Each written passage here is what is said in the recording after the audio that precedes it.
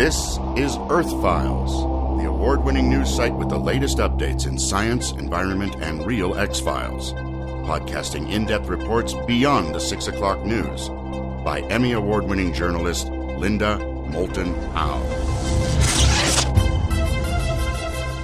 On December 19, 2007, the Federal Reserve announced it was lending another $20 billion to American banks in the first of 4 special auctions designed to help alleviate the credit crunch on Wall Street caused by the subprime loan collapse in real estate.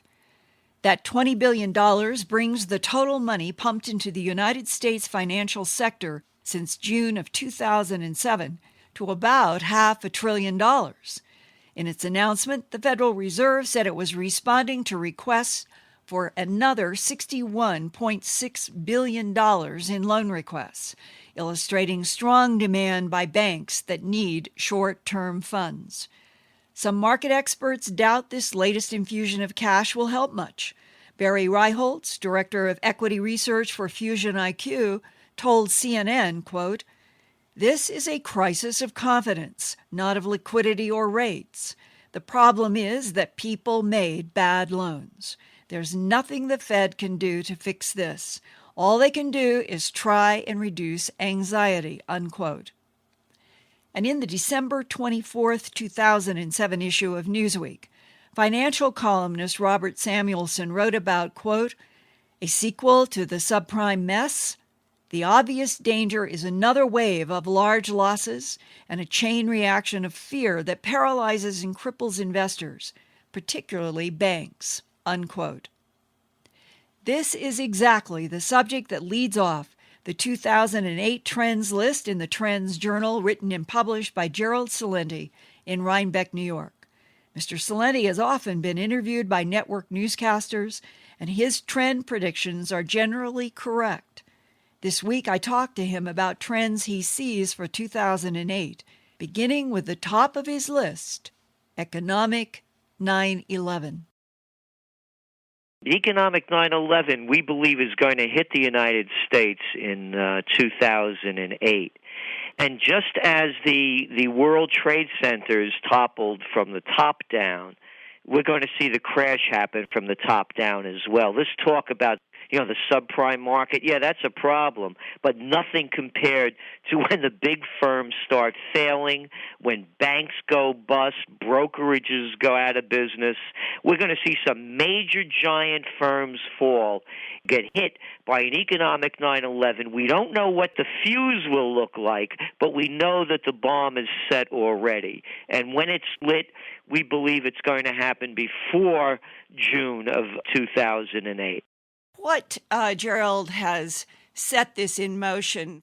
Well, in 2007, we saw the real first cracks, but it really has to be understood that it's been underway for a long time, and they've been fueling the economy with low interest rates. That's what's got us out of the 2001 recession that followed after the bubble burst, the dot-com bubble. They lowered interest rates to 46-year lows. They flooded the world marketplace with cheap dollars. No one wants them anymore, not even vendors in third world countries. So what happened in 2007, the cracks became apparent to everyone. Wall Street's in a problem. And what do we have to save the ship of state from sinking? Well, look ahead, and because that's what we do as trend forecasters. Who do we have? We have a know-nothing president and a do-nothing Congress and wannabes in waiting that lack the intelligence, the integrity, the competence, credentials, character, and courage to do what a wise leader would do in times when the ship is sinking. So we're saying it's going down. There's nothing there to save it. And what was it that provoked all of the financial institutions to move so heavily into this subprime on the real estate market in the past couple of years that have led to such a crisis? It's called greed and gambling, and it goes well beyond the subprime market. I mean, there's a company in New York, and according to the New York Times, Macklow Real Estate, they control about $7 billion worth of real estate. And the headline read how brilliant they were. They did it with $30 million down.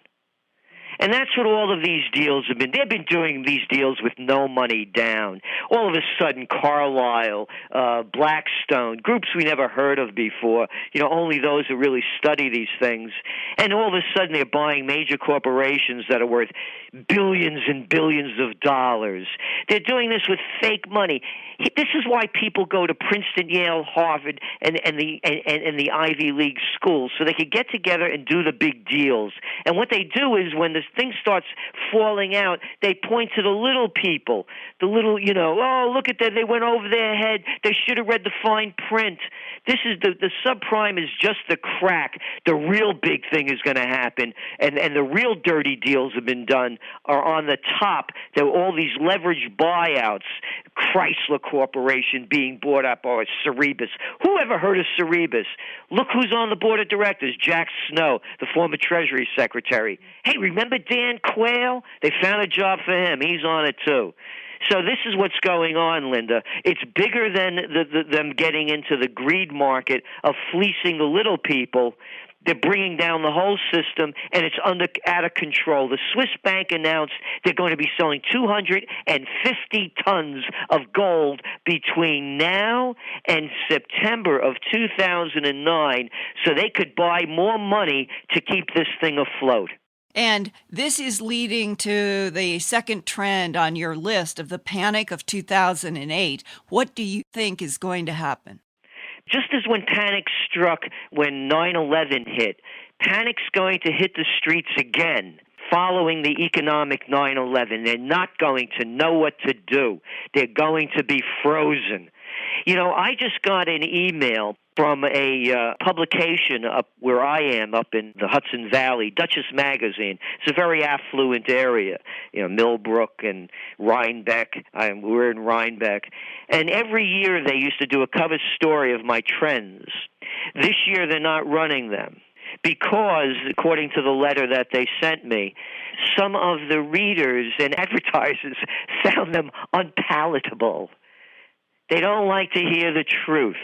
The central banks they're pumping in over $500 billion already. They've been pumping money in. Actually, if you go back to our Trends Journal, the summer edition, the mid-year report, we said 2 weeks before the Dow hit 14,000 and the Chinese markets hit their highest level ever to get ready because we saw a financial crisis hitting. The financial crisis hit exactly on July 24th of this year, when the Dow lost well over 200 points. And that was the beginning of the crack. And they've been pumping money into the banking system since that time. They've had bigger bailouts than even that happened after 9/11. It's out of control. All of the fiat currencies are going to be worth dimes on the dollars in the future. And the first one that's going to go is going to be the dollar. And that's why one of our big trends for 2008 is buy bucks. That's where you say America's going broke and the whole world knows it? Except the Americans. And what they say, it's so good for business. It allows us to export. So all of you low-paid workers out there, our currency is worth so little that they could now buy our products cheaper. So no longer is made in America a standard of high quality. It means buy it cheap. And that does not build a strong economy. For example, right now, the biggest rage in New York area of foreigners coming over and going to these high-end shopping malls, like where they have, Versace and that kind of stuff, and going on these wild spending sprees. America has gone from first class to third rate in a blink of an eye. We no longer shop the world for bargains. The dollar is so cheap, they're coming here in droves, and forget the retail. Before you know it, Linda, they're going to buy up this country. If the Federal Reserve lowers interest rates to make Wall Street happy so they could continue to finance the mega deals that they put together, that crashes the dollar because a low interest rates means cheaper dollars. You buy them at less money, and foreigners are going to start, as they already are, they're bailing out of U.S. bucks. They're trying to do it in an orderly way so they don't crash the market. So the big guys are going to get out first. And you're going to start seeing more and more, they're going to keep trying to prop up the dollar so there's an orderly retreat. We're saying that by the time the dust settles and the smoke is cleared, the dime on the dollar is going to be the slogan of the future. When the history books remember 2008 as the panic of 2008. And how does that lead to the fourth top trends 2008? Tax revolts, and I'm asking this question in this way. It seems that at this point, the American public is intimidated, overwhelmed, and afraid of their government. They're afraid of the IRS. How can there be a tax revolt in a nation that has been operating and managing by fear?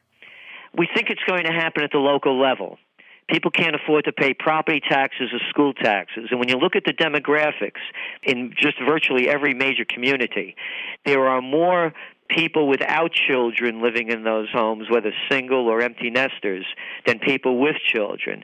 So they can't afford the school tax, and in most parts of the country, school taxes are based upon property taxes.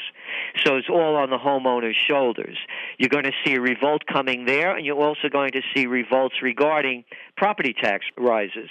If they're going to keep inflating as the value of the home becomes less, then well, if you had to pay more when the value went up when they reassessed, we're going to have to reassess downward. We're going to be fair about this.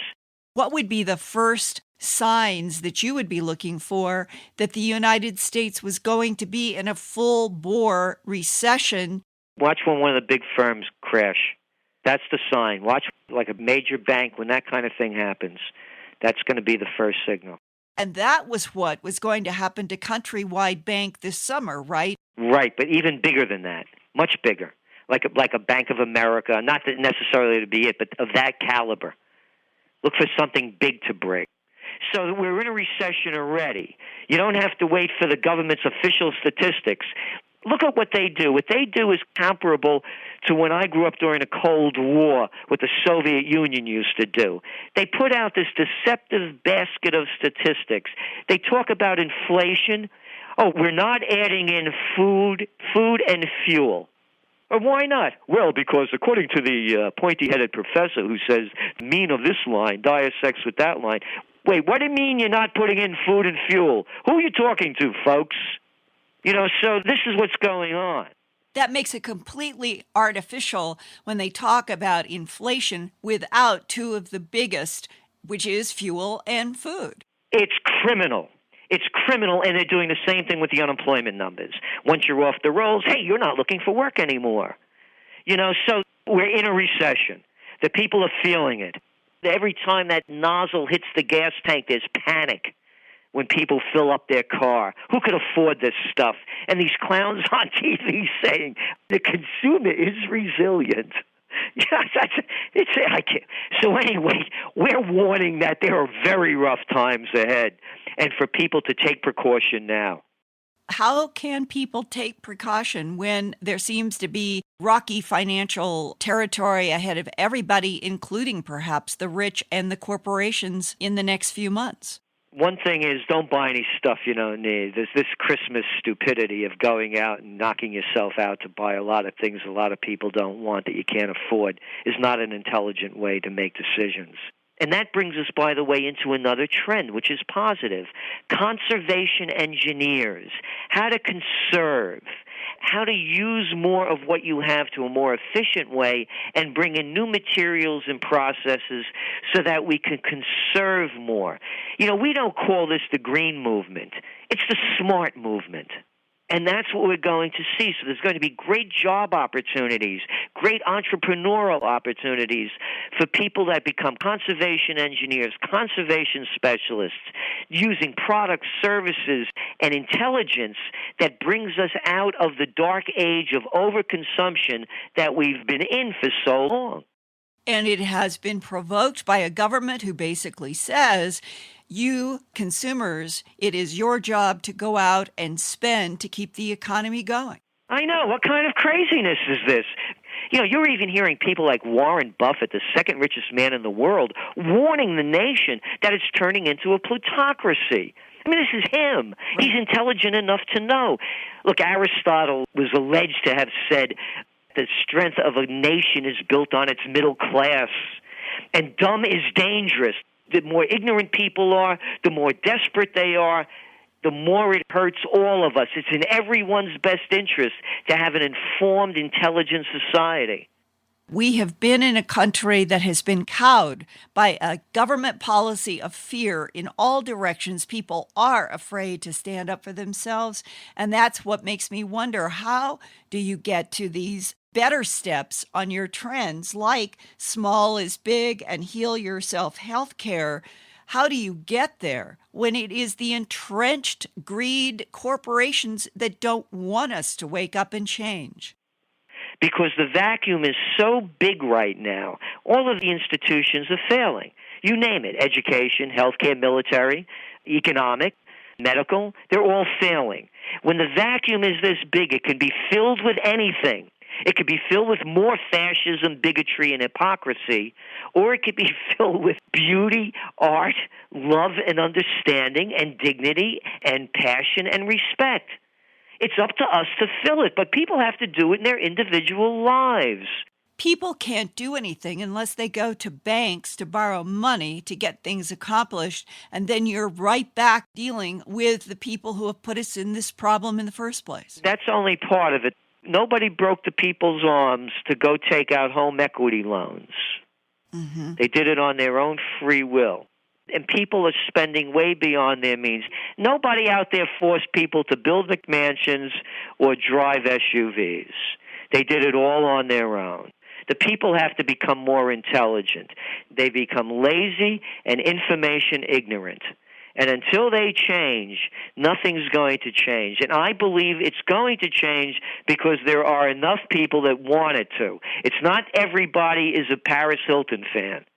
But the final trend that you have, technoslaves.com, when I read it, I thought that's absolutely true, that the younger generation especially is becoming numbed by iPods and Xboxes. And how in the world do you educate a generation that is so techno-slaved? They're going to have a very difficult time because they've been built up with this false belief that somehow they're special because they can hit little buttons really fast. You know, move their fingers nimbly over little keys. It's a worldwide epidemic. They're becoming techno-slaves. Every time that phone rings, it has to be answered as though it's something ranging between life and death is going to be solved in the next few seconds. And it's not like I haven't been here and didn't know when the whole cell phone thing happened. You know, it's a choice that I don't have one. All my friends, I'm only going to use it in emergencies. And now you're having a conversation between two people in the flesh, and somebody from over the fence from where, who knows where, they ring. Up, your conversation breaks, the train of thought goes with it. The playing field, we believe, is going to be broken down to more and more local, more self-sustaining. You don't have to get all these products coming from all these countries. So we see a real breaking down. And actually, we also see a renaissance. We think this is the end of the dark ages and that people are going to start going back to higher quality. And when we raise the quality bar, then everything goes up with it. And that's a strength, by the way, that the United States has, if we get the kind of leadership that could push us to that kind of a direction. Thanks for listening to this Earthfiles podcast, from the edges of science, environment, and real X-Files. Go to www.earthfiles.com to see more than 1,000 Earthfiles reports with photographs, drawings, and documents. And visit Earthfiles every day, every week for new reports and new podcasts. That's www.earthfiles.com.